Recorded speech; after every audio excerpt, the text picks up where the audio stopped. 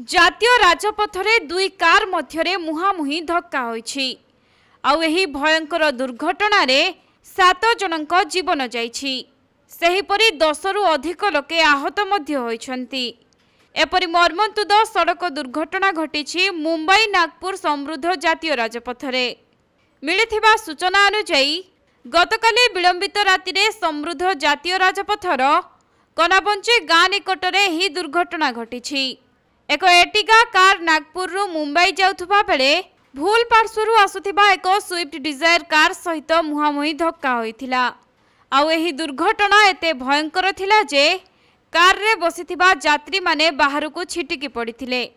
घटनास्थल रे ही 7 जनकर मृत्यु होइथिबा बेले 10 जन गुरुतर आहत होइछन्ति।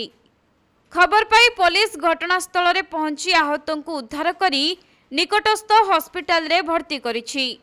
सेपटे राजपथ उपरे दुर्घटनाग्रस्त कार को क्रेन सहायता रे पुलिस हटाइछि एवं पूरा घटनार तदंत जारी रहिछि।